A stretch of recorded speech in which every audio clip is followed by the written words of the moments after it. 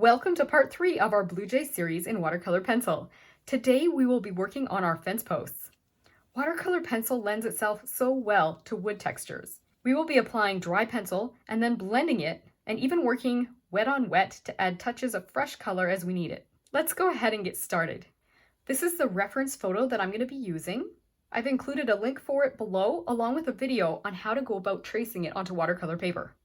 You'll notice as you watch the video today that the background is not 100% done. And that's because I added part of this background after I had done the bird. However, the background video shows all of the steps of the completed background. So you'll want to watch that, and I'll include a link below so that you can see how I went about doing that. For today's colors, we're going to be using the same colors we used before, and that is our golden ochre, our burnt sienna, purple, and I've got a couple of dark blues that are kind of a royal blue. Either one is fine. You just want something kind of within that range. And then finally, closer to the end of this video, I apply this dark indigo. Most of these pencils are Staedtler watercolor pencils. My dark indigo is by Faber-Castell, but you can use the brand of your choice. So I'm going to go ahead and fill everything in first with my golden ochre. And when I'm doing the top of the post, I'm just going to use more of a circular motion. And then when I come to the sides of the post, I'm going to just do a little bit of this line work. So you can just kind of scribble up and down for the vertical parts of the fence posts. And then for these back ones that we've already filled in, I might just very lightly put a little bit of this color on there, but not too much. I'm not going to worry as much about getting these as detailed. I kind of want them to fade out a little bit into the background. Then I'm going to go ahead and repeat the steps with my burnt sienna. And I'm taking artistic license here in terms of my light source. I'm going to have my light coming from over here. It's kind of hard to tell in the reference photo because the light is rather dappled, but I'm just going to pretend the light source is over here. There does seem to be some really pretty light happening on the Blue Jay's back, but I am going to go ahead and put more shadow on the left side of each post. I'm also going to put more darkness on the vertical sections of each post to kind of push them behind the post in front. Anytime you find one object that's behind another, one way to kind of create a differentiation between the two is to darken where the edges are meeting. So in this case, I'm darkening the edges of this where it meets this front post. So I'm going to put a little extra burnt sienna along there. And again, I'm using this kind of linear motion. I'm going to kind of create a bit of a difference in here because this post is behind the other ones. You can see it coming down a little ways.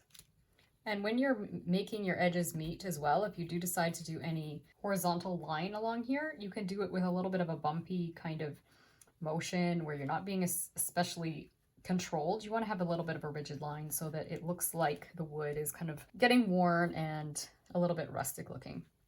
Now I'm going to go ahead and do my line work back here. This post gets really interesting because you can actually see it coming all the way down. And I have lost a little bit of my definition here when I did my background, but that's okay. I'm just going to do my best to kind of get that definition back, and I'm not super worried about it being perfect. I might lift a little bit when I actually wet this section here. I'll try and blend that and get it fixed up. So this is going to be nice and dark. And I'm just doing these kind of broken lines coming down here to help define this.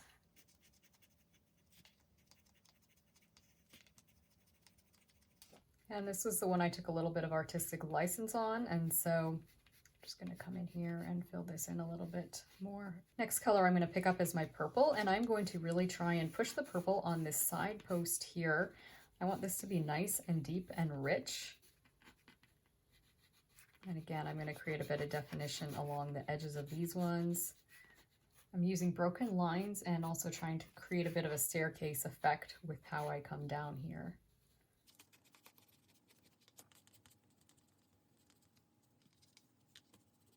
Again, I want to get the left side of each post, especially these two back posts, to be darker. because they're going to be kind of away from the light if the light's coming from here. As I said, I've taken some artistic license with that because I can't tell that for sure on the photo.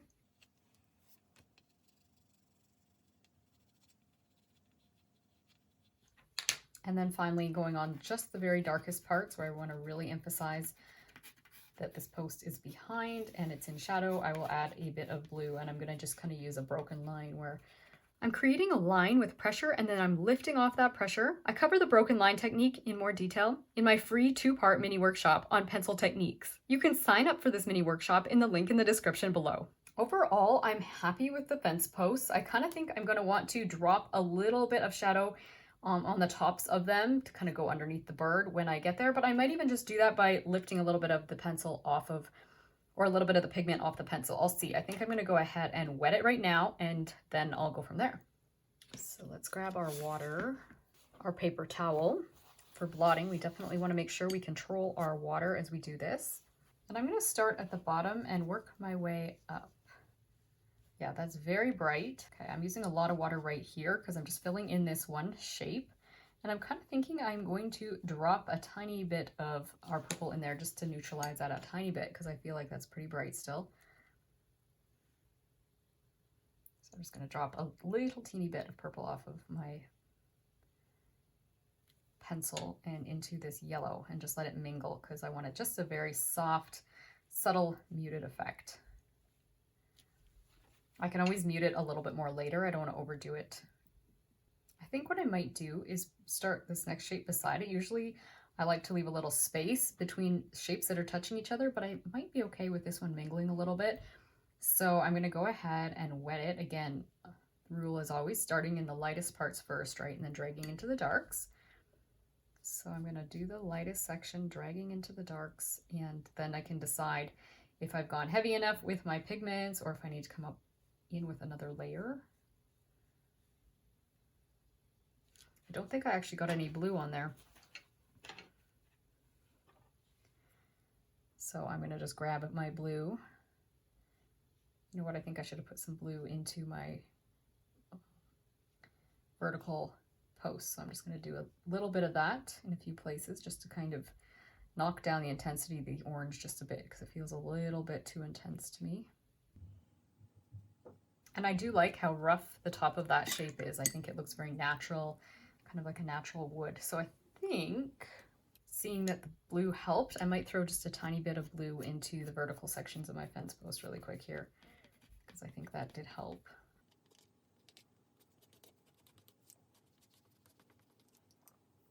Okay, let's try this one. So I'm going to skip over the top of that fence post because I'm going to come down and work at it a little bit more later. So again, kind of always thinking about starting in the lightest sections. I'm going to just come down the side of this post. I'd rather err on the side of getting a little bit of his legs and his feet or talons or whatever have paint on them, which sounds kind of funny, but I'd rather have a little paint on them than to leave too much of a white gap, because then I'll be tempted to make them too fat when I go to color them later.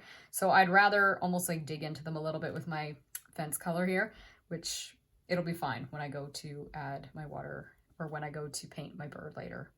The only thing I'm a bit concerned is maybe how much paint I got right there. I'm just gonna just lift just a little bit because that's kind of a white section of his body. So okay, I'm fairly dry. As you can see, things are looking a little bit rough as I come over here. I'm just gonna pull a little bit of my darker colors back into this light section. Again, I'm doing it with control. I don't want to like obliterate it, right? So I'm just trying to just drag just as much dark out into my lighter areas as I want without, you know, going too crazy. So I think I'm okay with that post. And I'm going to just keep working my way up the posts here, and then I'll decide what all exactly I need to do for the top of the post based on how these vertical posts are working out. And you can see the watercolor pencil are lending themselves really nicely to the texture of the wood.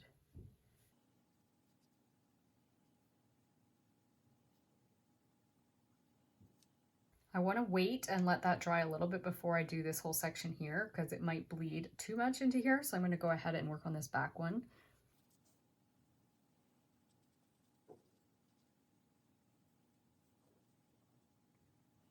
And then I think I might try, let's just see, dragging a little bit of this pigment, just a tiny bit of it, into the top of this fence post and see what we think.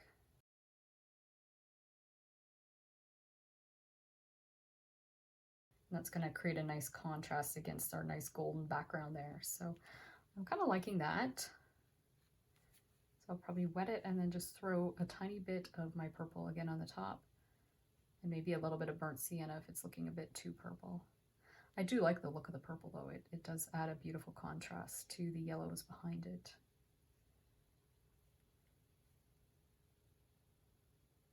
Ooh, I got a streak of blue, a big chunk of blue pencil here. I'm just gonna lift that off with my brush. Yes, wow. I see another crumb there. I might try and lift that out before I wet it because that's way more blue than I want. I'm gonna try and scrub that out a little bit. I think I had a crumb there and I didn't take care of it. Just brush this one away. Usually I do it with my brush, but just pick it out. Okay, let's fill that in again.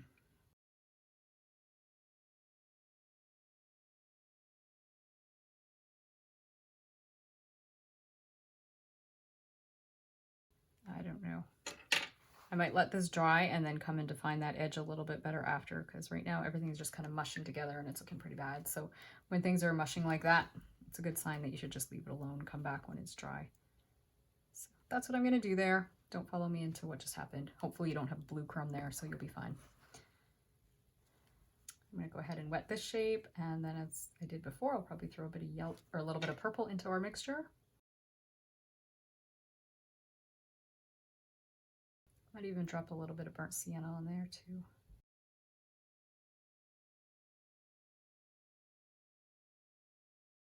Just dabbing that out a bit. I got a lot more purple than I wanted, but purple is the color I'm thinking I'm after for the top of these fence posts. I like how it's mingling together. And I might even leave, it's always hard to know how much to work that white out because the white specks are kind of neat to have in there every now and then. And I'm just gonna use my wet brush and just kind of carve a little bit. Oh, I'm pretty wet here. Just carve a little bit of his body here, just so that I'm happy when I go to actually paint it later. I don't want to have any really strong hard edges. So I'm just softening things a little bit because we're going to create some definition with his feathers later. So I don't want to have a hard edge. I'll probably come in and do another layer because I'm not 100% happy with how that's working there. Let's just try adding a little bit of purple. If that doesn't do the trick, I will have to wait till it's dry because I don't like overworking it when it's wet. It's better when you're tempted to overwork to just let it dry and then come back, because things can get kind of messy and muddy pretty quick when you're working with wet paint. Better to just leave it alone, dry it, and then you can always come back. It just tends to behave better when you're working with a surface that's already dried. It kind of seals the first layers in a little bit. I'm just going to dab my bird because I have allowed too much pigment into his body. So I'm just using my paper towel and I'm just dabbing that up a bit. Okay. Yeah, I'm not happy with that fence post, but that's okay. I think I'll probably have to work it more later. I'll just try and get some of that really muddy color out. So I'm just dabbing it off with my brush and cleaning it off kind of on my paper towel, just to kind of lift it a bit because it was too muddy. I'll come back in and get it a little more vibrant when it dries. Let's go ahead and do the top of this fence post here because I think this is drier up here now. So I'm going to go ahead, just wet it first and then grab my purple. I really like the purple along those back fence along the back and on the top of these fence posts that are kind of at the back. I think it just really is beautiful against the gold. But if you don't like that color, you can always create a little bit more of a brownish color too. I do like the interaction of these pigments, but this section here is kind of dry at the very bottom. So I think I'm going to come and try and add a little bit more purple and burnt sienna to it. And then I will probably have to dry everything because everything is just kind of a weird state of wet. So I'm just going to reapply some water and then I'm going to grab my purple and my burnt sienna. Let's grab the burnt sienna first and just drop a little bit of burnt sienna in here so that it's not quite as yellow looking. And then some purple. And we'll put the purple again on top of the burnt sienna so that we have bits of yellow showing through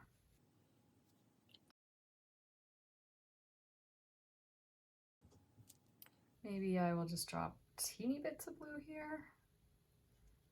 I don't know. I don't want to overdo the blue down at the bottom. I want to have it, this fence post here really contrasts the dark ground that I have around it. So trying to be careful. Just going to blend that out because I think it's just wet there. Okay, I think I got to dry it and then we will reassess and do these parts that still need to be wet, but I don't want to wet everything too soon and have them mush together. So I'll be right back. All right, so I have dried it and you can see things definitely do change as they dry, and I use the hair dryer, so sometimes that will even kind of blow your pigments around. That was what happened to me, but I'm okay with that. I'm definitely gonna have to fix this one, obviously. So maybe I will do that first because it's just bugging me. And then I will come in and do my other shapes. At least I'll get my burnt sienna back on here. I want a nice kind of rusty color on this post because that nice rusty color will contrast beautifully with our blue jay once we get all the blues on. Right now everything's really brownish looking, but I'm hoping that the blue of the blue jay is going to just really make it pop. Or the blue will pop, rather. Get a few more. Ooh, my pencil is a bit wet, so things are being a little bit chunky and weird. Hopefully that won't give me too much craziness there. I'm going to put a little extra burnt sienna on top for good measure, or near it. I have a feeling I'm going to end up with really rich dark colors there because I had a wet pencil and it just kind of went blob. Okay, I'm going to work on this long chunk here first, and then I'll come into the back part of that fence post after. But again, let's try and work in the lightest sections of this post. And come all the way over here. Okay, let's work our way into the dark, beautiful colors. I don't want to overwork them. I want that blue and the purple to kind of shine with their own color. I'll try and straighten things there. Okay, that's looking really pretty. I don't mind if I let this mingle now. I think this post here I could probably do even though it's touching. I just want to see how it's going to work out. Yeah, I think it's going to be okay.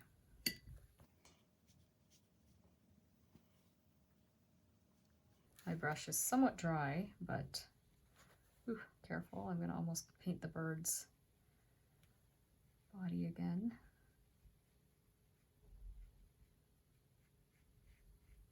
Okay, I think that might be okay. I'm going to bring in a little bit of that burnt sienna and just let it mingle into this top of this post so it harmonizes a little bit. And then I'm going to grab, this one is looking almost green to me. The blue and the yellow are mixing in a way that's just almost green. So I'm going to just throw a tiny bit of purple into there. If something looks too green, you know that you need more red. So really, I mean, it's obvious it's going to need either the burnt sienna or the purple to kind of balance out that blue, but I'm choosing the purple to keep this more shadowy looking. And while I have purple on my brush, I'm just going to give it a dip of water. And maybe I can add a little bit of purple into this shape here. Ooh, it's not really too much purple on my brush. That's okay. Let's let that yellow mingle first. I think back behind his beak, I'm actually going to need to darken it because that's part of the fence post behind. But we'll see. Let's just go ahead with this color for now. Fill it in. I'll just have to come in, put a little bit of this fence post back there.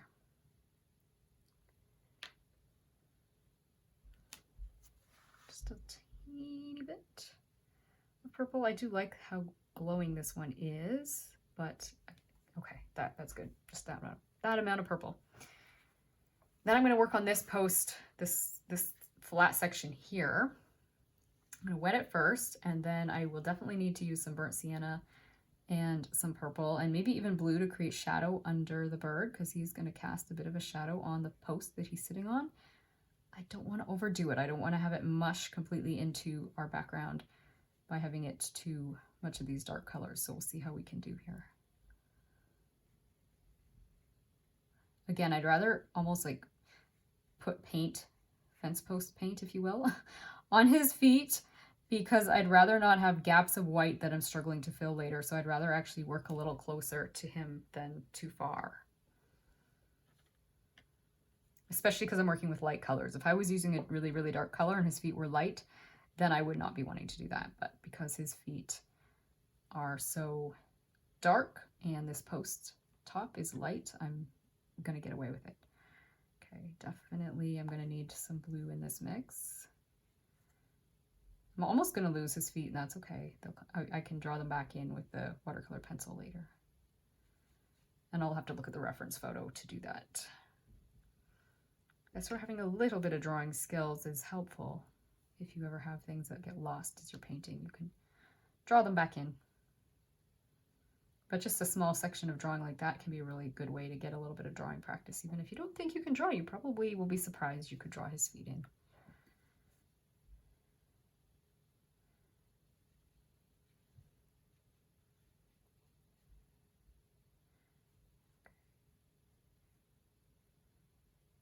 Dropping a bit of this burnt sienna. I want to just make this shadow mingle beautifully into the fence post, and so I don't want it to be like overpoweringly purple and blue, but that purple definitely creates some beautiful mixtures when it mixes in with our yellow, doesn't it? So as long as you don't overdo, sometimes that's what happens with me, but too much.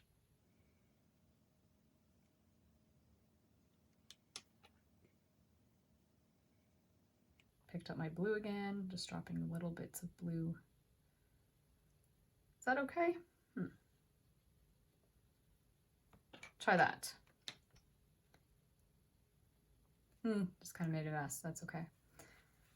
Like I say, I have lost his feet. You could be more careful than me if you want to, but I just would rather, as I said, err on the side of covering them, because his feet are going to be so dark after. Nobody's going to know that I've messed up like that. And as I said, if I left too much white, I could actually be struggling later to fill the white gaps in. So that's why I did that. And I actually don't mind. I feel like I'm getting a weird little shape there, but I think that's pretty, so I'm going to leave it.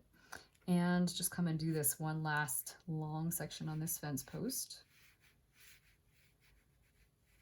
Again, I started at the top, and I need to wash my brush if I feel like I'm getting too muddied. Ooh, I kind of am going out of the lines, but okay, that wasn't the smartest, because this section is dry or wet and this section's wet, so it's bleeding in a bit. So I'm gonna just leave a little white gap, as you can see there, and I'll fill it in once this is dry, because I don't want to totally have that bleed in. I don't mind a little bit of bleed like that. That's actually kind of pretty. Again, looks a bit rustic, but I don't want to overdo. Now with the brown color I have on my brush, I might even put a tiny bit in here just to push this post back a little bit.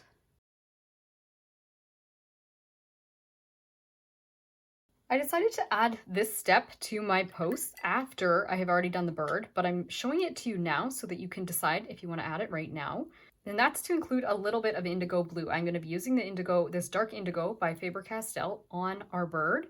And so I'm going to just harmonize things and neutralize some of these colors with a little bit of it. So I'm just going to start at the top and work my way down. So I'm putting some water on these top fence posts, and I'm mostly happy with these very top ones, but I'm going to just put a tiny little bit of it in a few spots.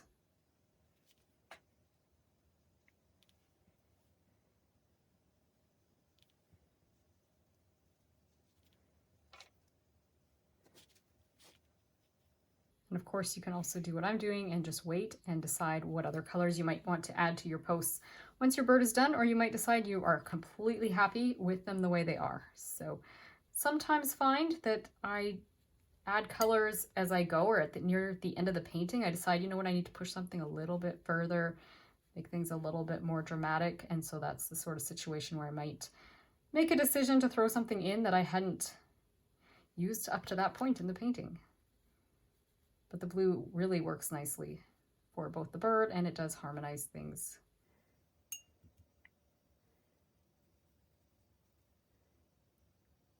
It also neutralizes our orange, so the orange is not quite as stark. I'm just going to put a little bit more on the vertical section of this fence post, or of this post here as well.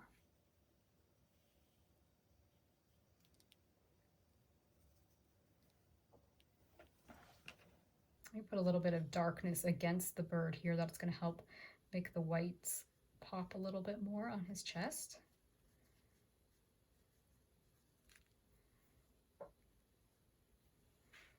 Let's just go ahead and try and add it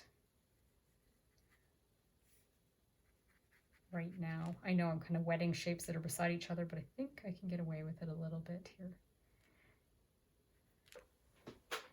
Now, I don't want a halo, of course. I'm just going to try and drag that down while it's still wet.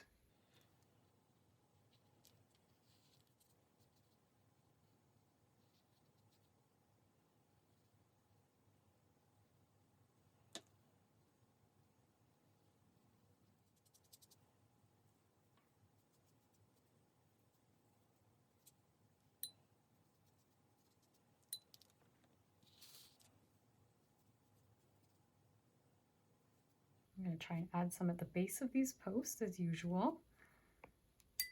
Now this post here seems really washed out, so I might even, yeah, throw a little bit there. That kind of, it definitely helps neutralize that orange, because I felt like the orange in some places was just almost a little bit too overpoweringly orange. The burnt sienna just, once you wet it, that color really is orange, which is beautiful, but it felt like it was almost overpowering. So. Okay, I'm gonna have to come in here and maybe define that more after, because it looks like it's kind of just blending together. The post that I think really needs it is this one here, actually. This one just feels way too anemic.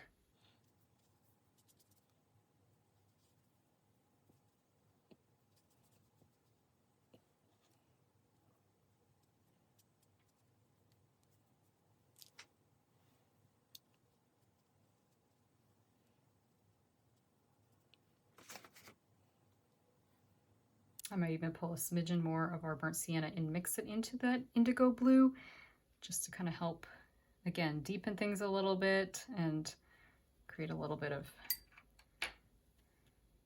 extra color, but I want to get that blue back on top of it just to neutralize it, because as I said, I don't want the intensity of the orange, but I do want to have enough color.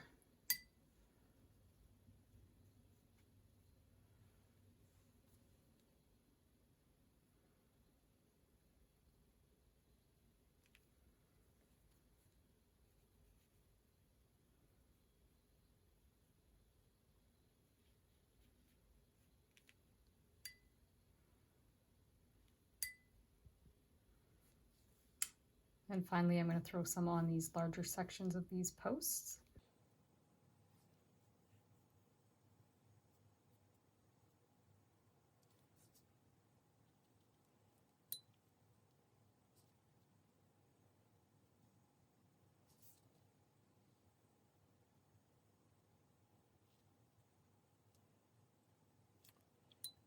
I'm going to put a little more burnt sienna here and then some more indigo on top of it. I just feel like this is almost too washed out. And then finally, I'm going to just do that on this very far post. Just wetting this fence post here. And I'm going to throw a little bit of the indigo, a little bit more along the bottom, maybe even a little bit of purple. I just want it to be less stark where the edges are meeting my background. Dropping a little bit more of my burnt sienna in there.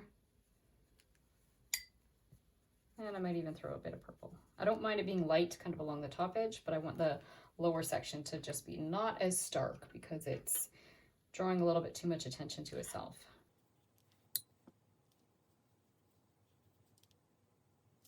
So just throwing a little bit of purple, a little bit of burnt sienna, and a little bit more indigo, just to keep things flowing with the rest of the painting and hopefully not standing out as starkly as it seemed to there. I'm even gonna just allow the water to flow a little bit into the background. All right, I'm happier with that. Next time we will finally be painting our bird, and I'm so looking forward to doing that together with you. In the meantime, I hope this tutorial has brought a little taste of God's beauty and peace into your everyday life, and that it's inspired you to continue enjoying your own creative journey. Thanks so much for watching. See you again soon. Bye!